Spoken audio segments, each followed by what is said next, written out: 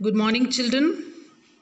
Today we are going to discuss the second part of the chapter, The Lost Spring. As in the earlier class, the very first part we discussed, written by Anis Jung. See, children, the lesson discusses about the grinding poverty and traditions which torments the lives of innocent children. The very first story discussed about the Sahib of Simapuri, and now in today's class we are going to discuss the second part in which you will meet another new character, Mukesh. He belongs to Firozabad. See in the story, be he a Sahib of Simapuri or Mukesh of Firozabad, every child worker leads a life of misery and want. They live in deprived conditions. They share the same poverty, dirt, and exploitation.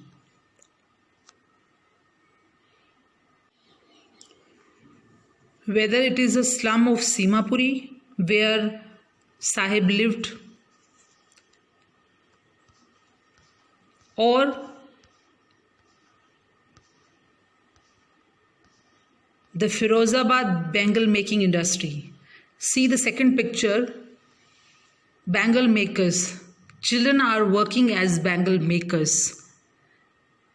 Is this the age to work here? This age is for enjoyment. This age is for going to school.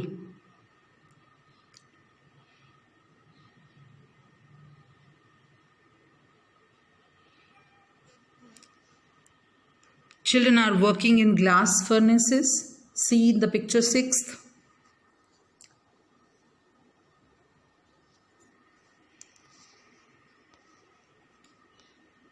Today we are going to discuss Mukesh's story. And like the very first picture, there is written, we have a dream. Mukesh also have a dream. He wants to be a motor mechanic and he will learn how to drive a car. But his dream looms like a mirage. Whether it may be fulfilled or not, you will see and read in the chapter.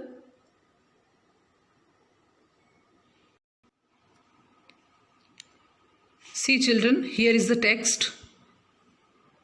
In the last story we read about Sahib, and see the last lines of the first part. The canister belongs to the man who owns the tea shop. Sahib is no longer his own master. And Sahib was not happy there. Because earlier he was a carefree, he was happy because he was not dictated by anyone. He was his own master.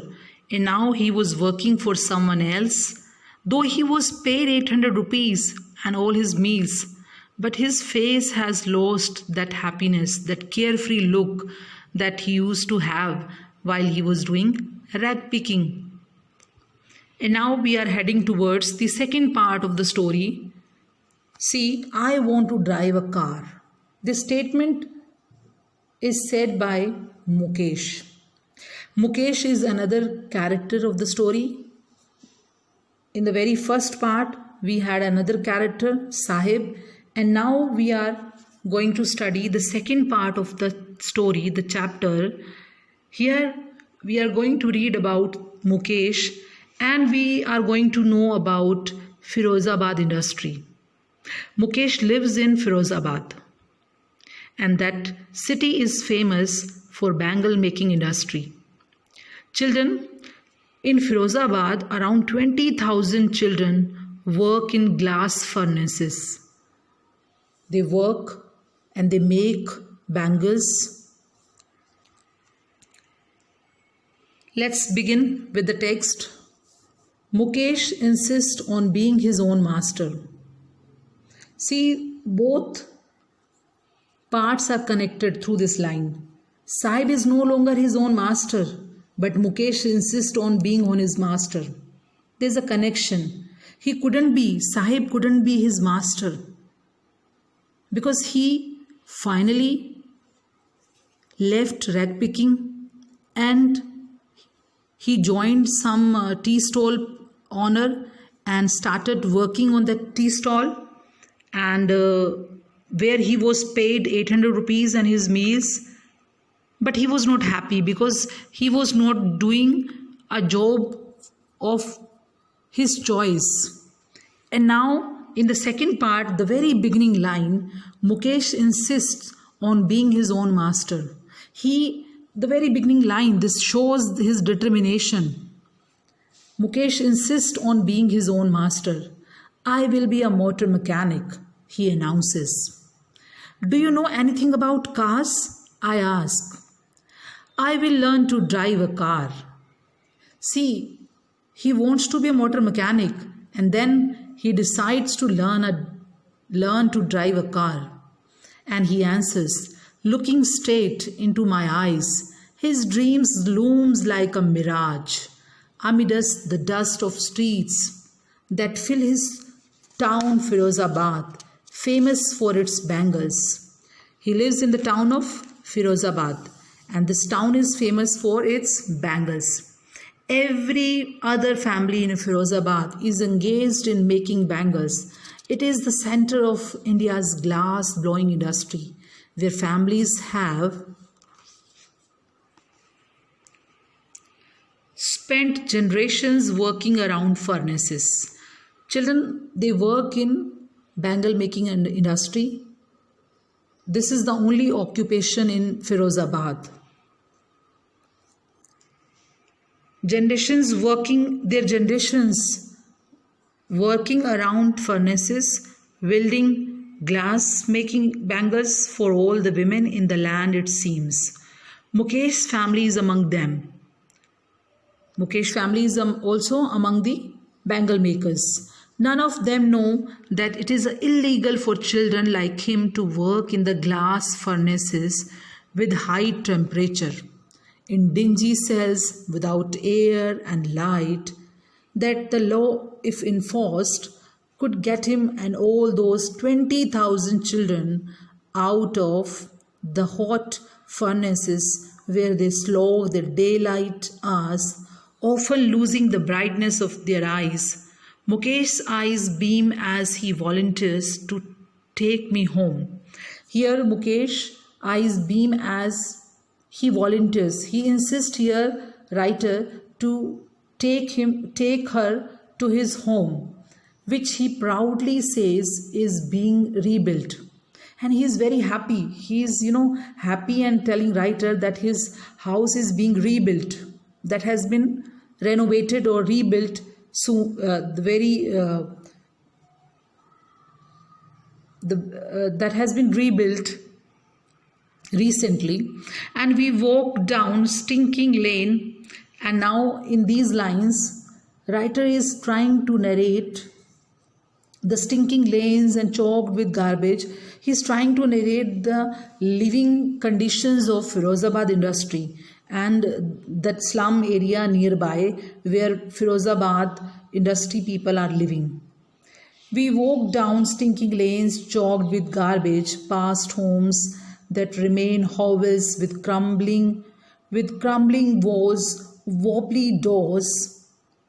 See, children, here the lanes are stinking. That shows the foul smell of and lanes, that narrow streets. They are completely blocked. They are choked with the dirt, and the surrounding is not so pleasant. Hovels, small dirty houses, and crumbling is kind of falling. Wobbly is unstable, not strong enough. See, homes that remain hovels with crumbling walls are crumbling, and wobbly doors are not so strong enough. No windows, crowded with families of human animals coexisting in a primeval state. He stops at the door of one such house, bangs a wobbly iron door with his foot, and pushes it open. We enter a half-built shack, in one part of it thatched with dead grass. Thatched means having roof of dry grass and straw.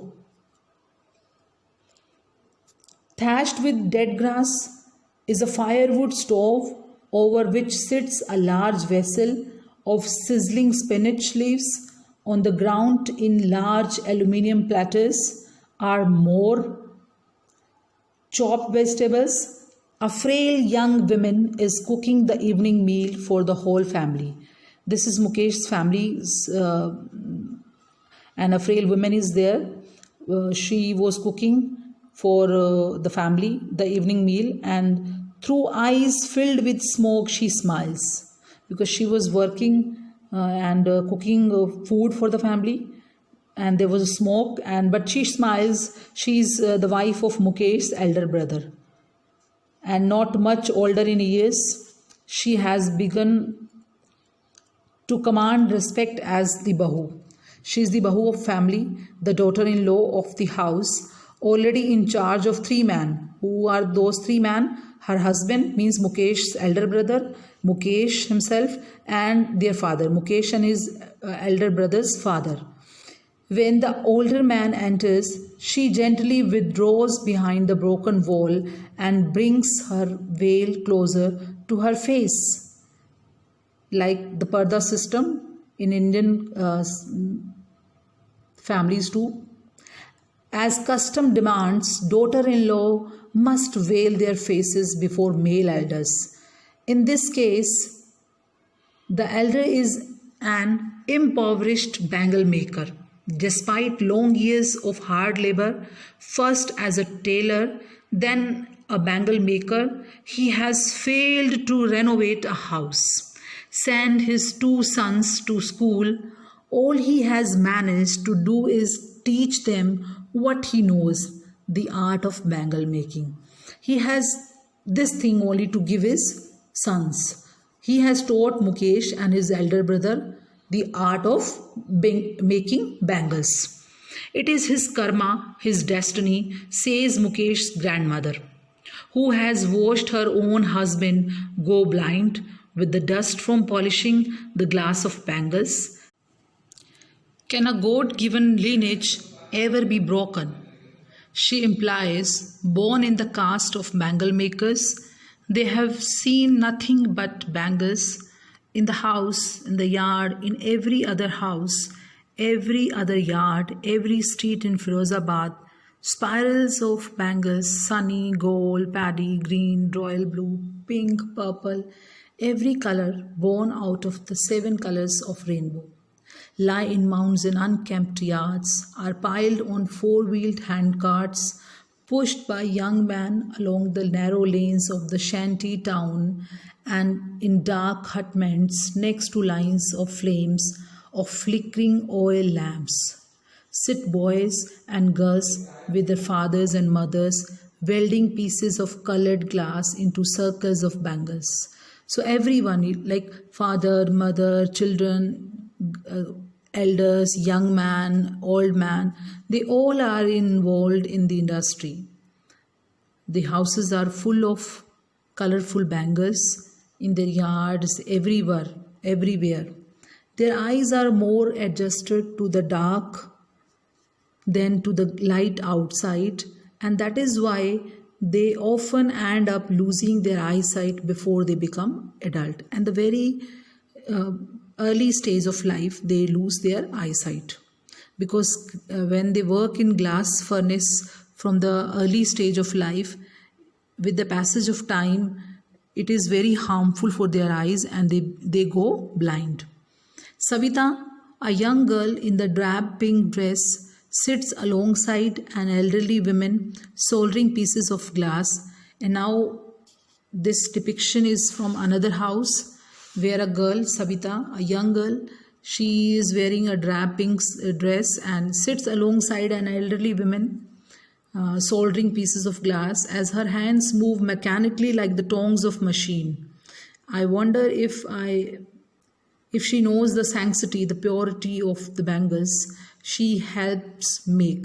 She is also helping in making bangles. That girl Savita, in a very young stage, she has started working for this bangle making. It symbolizes an Indian woman's suhag, auspiciousness. The bangles are, they symbolize for Indian women suhag and auspiciousness in marriage. They are very important in marriage. It will dawn on her. It will dawn on her suddenly one day when her head is draped with a red veil, means when she will get married. Her hands dyed red with henna and red bangles rolled onto her wrist. She will then become a bride, and then that day she will wear those bangles. Like the old women beside her who became one many years ago. She still has bangles on her wrist but no light in her eyes. That old lady who is working with that girl Savita, she is also wearing bangles but she is blind, no light in her eyes. एक वक्त शेर भर खाना भी नहीं खाया. She says this is a Hindi statement. She says that in the entire life she even couldn't enjoy a full meal in her lifetime, and that is what she has reaped. Her husband, an old man with a flowing beard, says, I know nothing except bangles. All I have done is make a house for the family to live in. So he has done only one thing for his family, that he has given them a house. Hearing him, one wonders if he has achieved what many have failed in their lifetime. He has a roof over his head. So he feels a successful one. The cry of not having money to do anything except carry on the business of making bangles, not even enough to eat, rings in every home. The young man echo the lament of their elders. Little has moved with time, it seems, in Firozabad. Miss Firozabad has not changed enough with the time. Little has moved with time. Years of mind-numbing toil have killed all initiative and the ability to dream. They do, mind-numbing toil. A toil which, makes mind not in the condition to work anymore. Very tiring condition. And that has killed everything. They are not able to take any initiative in life. They cannot even think about anything new for future. They have no ability to dream. Why not organize yourself into a cooperative? I ask a group of young men. When writer asked to a group of young men that why not organize yourself into a cooperative, what was the reply? See, who have fallen into the vicious circles. See, she is asking a question to young men who were in the vicious circle of middlemen who trapped their fathers and forefathers, and she asked to them, why not organize yourself into a cooperative? The reply was, even if we get organized, we are the ones who will be hauled by the police, beaten and dragged to jail for doing something illegal. Means the authorities, the persons of authority, they are not helping them, and even they are being beaten and dragged to jail as they were committing something illegal. They say, this was the reply to the author, there is no leader among them and no one who could help them see things differently. The fathers are as tired as they are, because their fathers were tired. When they come from work, they were not in the condition to think anything, because they were doing mind-numbing toil in that industry. And they are also not in the condition to think anything new or to do anything new. They talk endlessly in a spiral that moves from poverty to apathy to greed and to injustice. Listening to them, I see two distinct worlds. One of the family caught in a web of poverty, burdened by the stigma of caste, in which they are born, and the other a vicious circle of sahukars, the middleman, the policeman, the keepers of law, the bureaucrats and the policeman. Together they have imposed the baggage on the child that he cannot put down. But all of them, what they have done, they have put a baggage on the shoulder of a child. A child is not in the condition to live happily. Before he is aware, he accepts it as naturally as his father has accepted earlier. To do anything else would mean to dare, and he has not been taught to dare. And daring is not part of his growing up. When he was growing up from a child to a man, a child to a young man, and then adult, he was not taught to take initiative in life. When I sense a flash of it in Mukesh, I am cheered. Writer is very happy to see that Mukesh is at least having a dream. He is trying to do something new in life. He wants to be a motor mechanic. I want to be a motor mechanic, he repeats, and he will go to garage and learn, but the garage is a long way from his home. I will walk, he insists. Do you also dream of flying a plane? He is suddenly silent. No, he says, staring at the ground. In his small murmur, there is an embarrassment that has not turned into regret. He is content to dream of cars.